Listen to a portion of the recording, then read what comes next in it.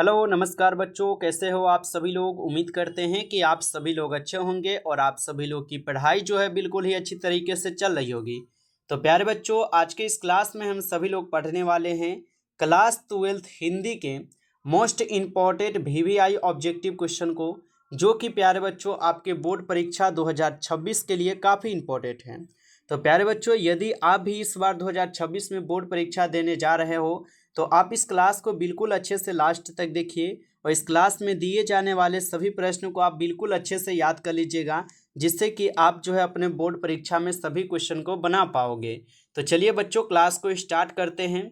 उनसे पहले यदि आप इस चैनल पर पहली बार जुड़े हैं तो आप प्यारे बच्चों इस चैनल को जो है सब्सक्राइब कर लीजिए और सब्सक्राइब करके आप जो है ऑल नोटिफिकेशन को ऑल पे दबा लीजिए, ताकि जब भी क्लास स्टार्ट हो बच्चों सबसे पहले क्लास का नोटिफिकेशन आपके पास पहुंच सके। तो चैनल पे पहली बार यदि आप जुड़े हैं तो आप इस चैनल को सब्सक्राइब कर लीजिए। साथ ही साथ बच्चों जो है आप इस क्लास को ज़्यादा से ज़्यादा आप एक बार क्लास को लाइक ज़रूर कर लीजिएगा। तो चलिए क्लास को स्टार्ट करते हैं और देखिएगा क्वेश्चन क्या दिया गया है। क्वेश्चन दिया गया है बच्चों आप लोग का यहाँ पे, और क्वेश्चन क्या है कि दूसरा स्पतक का प्रकाशन वर्ष है। बच्चों ये सभी क्वेश्चन काफ़ी इंपॉर्टेंट और VVI क्वेश्चन है, अच्छे से आप इनको याद कर लीजिएगा और आप लोग हमारे साथ चैट सेक्शन में आंसर भी लगाते चलिए। बताइए कि दूसरा स्पतक का प्रकाशन वर्ष हो जाएंगे। तो यहाँ पे बच्चों इस क्वेश्चन का आप सही जवाब ऑप्शन बी कीजिएगा, 1957 ईस्वी हो जाएंगे। ऑप्शन बी लगाए हो तो आपका सही जवाब है। चलिए अगला प्रश्न देखिए, आपका यहाँ पे 2 नंबर क्वेश्चन आता है और क्वेश्चन दिया गया है कि शमशेर बहादुर सिंह का जन्म जो है ना कब हुआ था। बताइए कि शमशेर बहादुर सिंह का जन्म कब हुआ था। तो शमशेर बहादुर सिंह का जन्म याद रखिएगा 13 जनवरी 1911 को हुआ था। ऑप्शन ए लगा रहे हो बच्चों तो आपका सही जवाब है 13 जनवरी 1911, याद रखिएगा। चलिए अगला प्रश्न आता है, इसका आंसर लगाइएगा बच्चों। क्वेश्चन है कि कवित शीर्षक कविता के कवि कौन हैं। बताइए कवित का शीर्षक कविता के कवि कौन हो जाएंगे। तो यहाँ पे आप इस क्वेश्चन का सही जवाब जो है ऑप्शन आप सभी लोग बी कीजिएगा, भूषण हो जाएंगे। ऑप्शन बी इस क्वेश्चन का सही जवाब है, भूषण। चलिए अगला प्रश्न देखिएगा, आप लोग का यहाँ पे क्वेश्चन है 4th नंबर है और क्वेश्चन क्या दिया गया है कि भूषण रीति काल की किस धारा के कवि है। तो भूषण जो है ये रीति काल के किस धारा के कवि हो जाएंगे। तो यहाँ पे आप इस क्वेश्चन का सही जवाब ऑप्शन डी कीजिएगा, रीति युक्त धारा के कवि है। ऑप्शन डी कीजिएगा आप यहाँ पे सही जवाब इस क्वेश्चन का। चलिए आगे देखिएगा बच्चों, यहाँ पे आपका क्वेश्चन आता है कितना, तो 5 नंबर क्वेश्चन है। 5 नंबर क्वेश्चन क्या दिया गया है आप लोग का कि कवित के प्रथम पद में कौन सा रस है। बताइए कि कवित के प्रथम पद में कौन सा रस हो जाएंगे। तो यहाँ पे आप इस क्वेश्चन का सही जवाब ऑप्शन ए कीजिएगा, वीर रस है। ऑप्शन ए आपका सही जवाब हो जाएंगे इस क्वेश्चन का आंसर, वीर रस। चलिए अगला क्वेश्चन देखिएगा बच्चों, क्वेश्चन दिया गया है यहाँ पे 6 नंबर है कि कवित के द्वितीय पद में किस रस की अभिव्यंजना हुई है। चलिए बच्चों लगाइए आंसर, बिल्कुल हम लोग थोड़ा फास्ट क्लास करेंगे क्योंकि ज़्यादा समय नहीं लेंगे, ठीक है। चलिए बताइए कि कवित के द्वितीय पद में किस रस की अभिव्यंजना हुई है। तो बच्चों याद रखना इसमें हुए हैं विषलय रस के। ऑप्शन डी होगा सही जवाब। अगला प्रश्न यहाँ पे आपका आता है 7th नंबर क्वेश्चन है और क्वेश्चन क्या है कि सरोज समृति किसकी रचना है। बताइए कि सरोज समृति जो है ये किसकी रचना है। तो सरोज समृति हो जाएंगे निराला की रचना। ऑप्शन बी कीजिएगा आप लोग, सही जवाब निराला की रचना है। अगला प्रश्न देखिएगा आप लोग का, यहाँ पे क्वेश्चन आता है 8 नंबर। क्वेश्चन दिया गया है कि क्राफ्टवेल्थ गर्ल्स स्कूल में सुभद्रा कुमारी चौहान की प्रिय मित्र कौन थी। तो यहाँ पे आप इस क्वेश्चन का सही जवाब जो है ऑप्शन ए कीजिएगा बच्चों, महादेवी वर्मा जो उनकी प्रिय मित्र थी। आप सभी लोग अच्छे से इनको याद रखिएगा, ओके। चलिए आगे देखिएगा, क्वेश्चन यहाँ पे आपका आता है 9th नंबर क्वेश्चन है और क्वेश्चन क्या दिया गया है कि चिर विषाद विलीन मन की किस कविता की पंक्ति है। बताइए कि चिर विषाद विलीन मन की किस कविता की पंक्ति हो जाएंगे। तो आप सभी लोग जो है याद रखिएगा ये तुमुल कोलाहल कलह में हो जाएंगे। ऑप्शन सी लगाए हो तो आपका सही जवाब है तुमुल कोलाहल कलह में होगा। आगे देखिए बच्चों, यहाँ पे क्वेश्चन है आपका 50, यहाँ पे 10th नंबर है कि शेर सिंह का शस्त्र संस्मरण नामक आख्यानायक काव्य किसके द्वारा जो है ना लिखा गया है। तो बच्चों याद रखना ये आपके जयशंकर प्रसाद के द्वारा लिखा गया था। ऑप्शन बी हो जाएंगे सही जवाब, जयशंकर प्रसाद। अगला क्वेश्चन देखिएगा आप लोग का, यहाँ पे क्वेश्चन है 11th नंबर कि वह फर्स्ट एंड लास्ट फ्रीडम किसकी रचना है। तो वह फर्स्ट एंड लास्ट फ्रीडम किसकी रचना हो जाएंगे, तो ये रचना है जय कृष्ण मूर्ति जी की। ऑप्शन सी सही जवाब है, जय कृष्ण मूर्ति। अगला प्रश्न देखिएगा आप लोग का, यहाँ पे क्वेश्चन है 12th नंबर है कि साम्यवादी किससे लड़ रहा है। बताइए आप लोग कि साम्यवादी जो है ये किससे लड़ रहा है। तो साम्यवादी जो है ये पूंजीपतियों से लड़ रहा है। ऑप्शन बी हो जाएंगे सही जवाब, पूंजीपतियों से। अगला प्रश्न देखिएगा आप लोग का, यहाँ पे क्वेश्चन है कि जय कृष्ण मूर्ति का जन्म जो है ना कब हुआ था। बताइए कि जय कृष्ण मूर्ति का जन्म कब हुआ था। तो जय कृष्ण मूर्ति का जन्म हुआ था 12 मई 1895 को। ऑप्शन ए सही जवाब होगा, 12 मई 1895 को।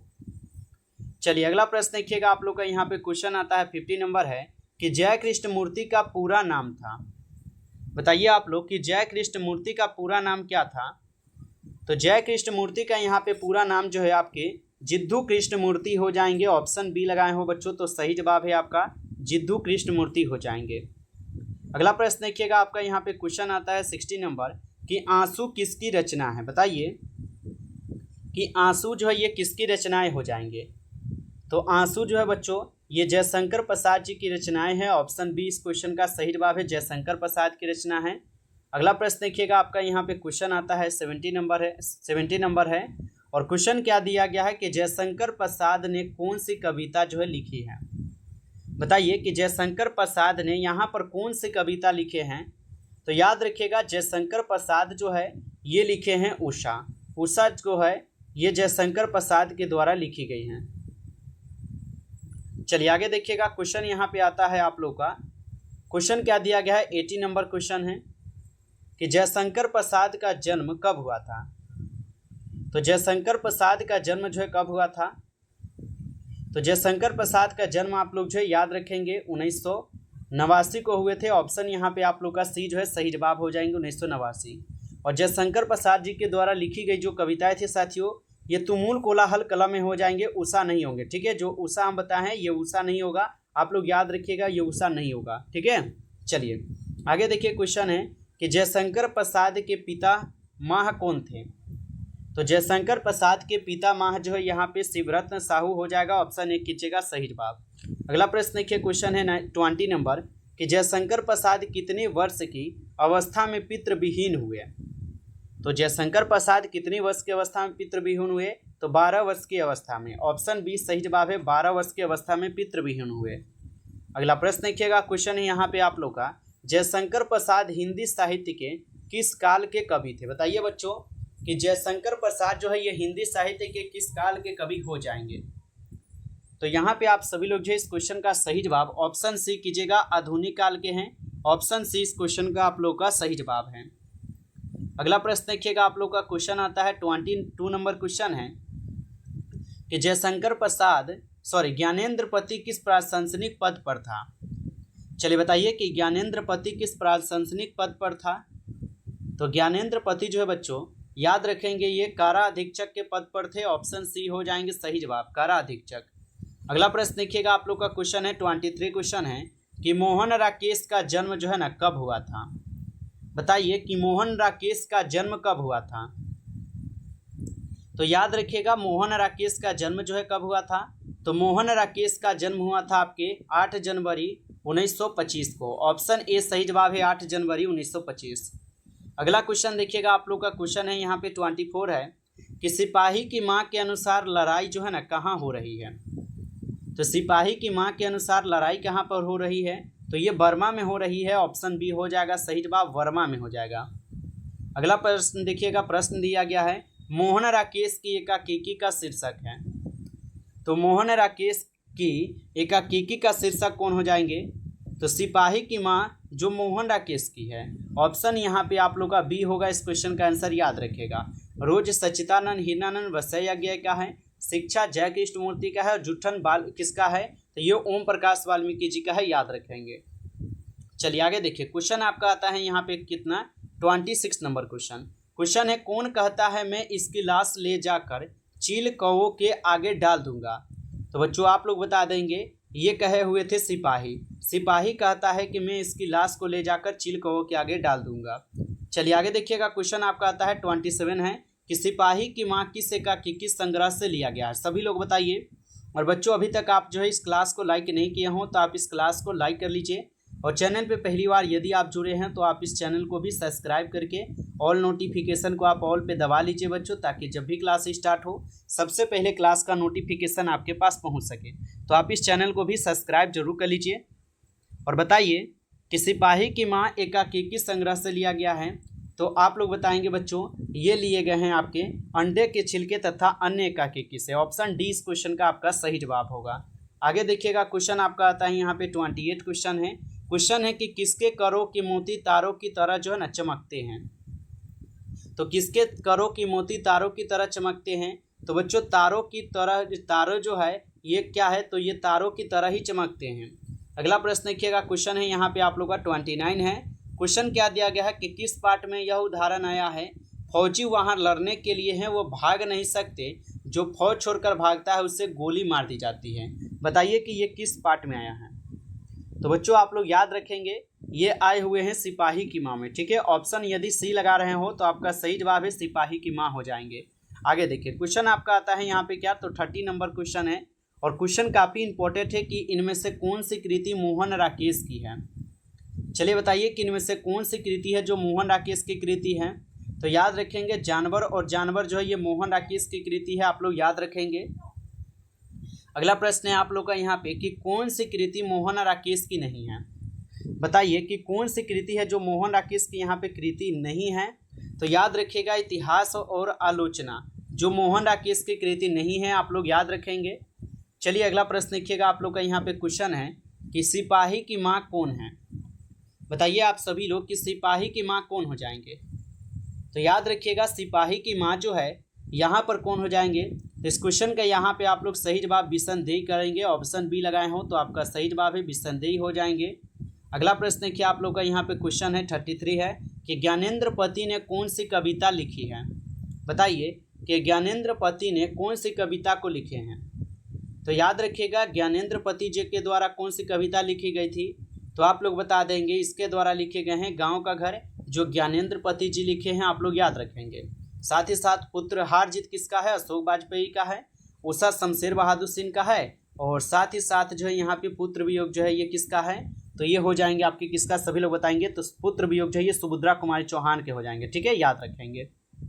चलिए आगे देखिएगा, क्वेश्चन यहाँ पे आपका आता है कि ज्ञानेंद्र पति जो है ये किस काल के कवि है। बताइए तो ज्ञानेंद्र पति बच्चों ये किस काल के कवि हो जाएंगे, आप लोग इसका आंसर बताएंगे।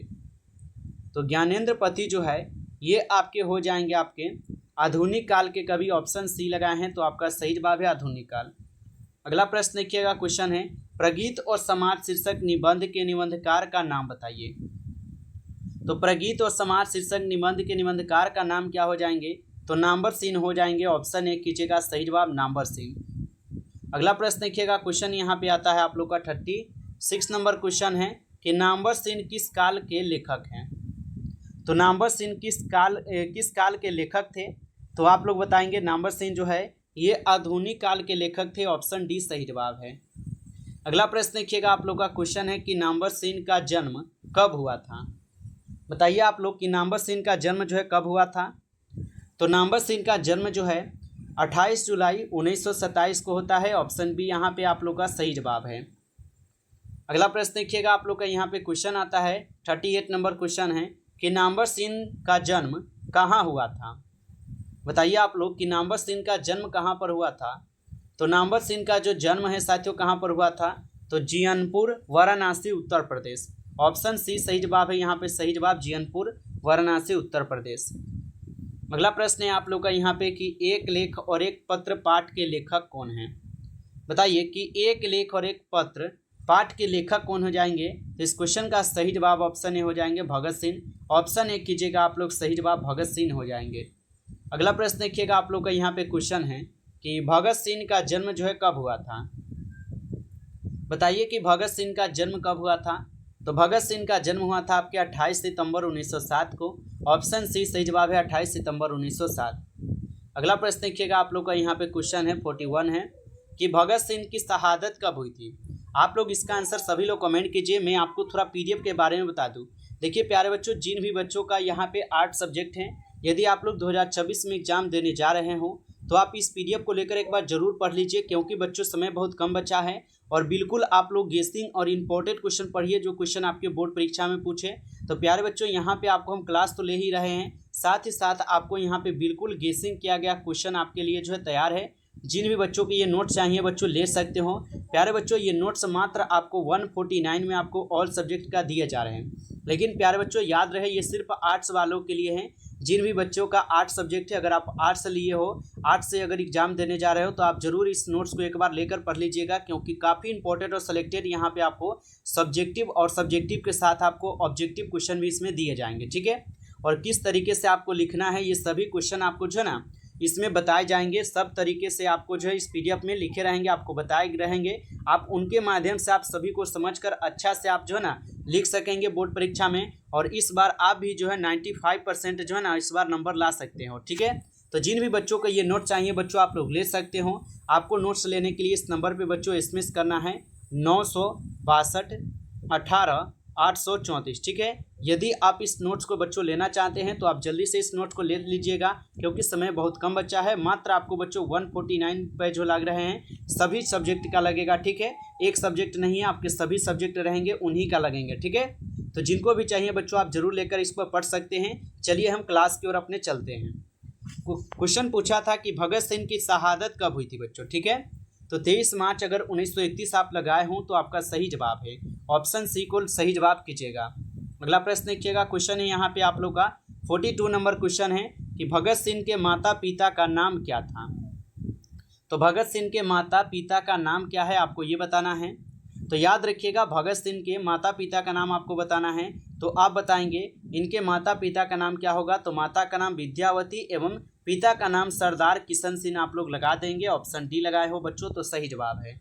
आगे देखिए, क्वेश्चन आपका आता है यहाँ पे 43 क्वेश्चन है, काफ़ी इंपॉर्टेंट क्वेश्चन है कि किसने कहा जब देश के भाग्य का निर्णय हो रहा हो तो व्यक्तियों के भाग्य को पूर्णतः भुला देना चाहिए।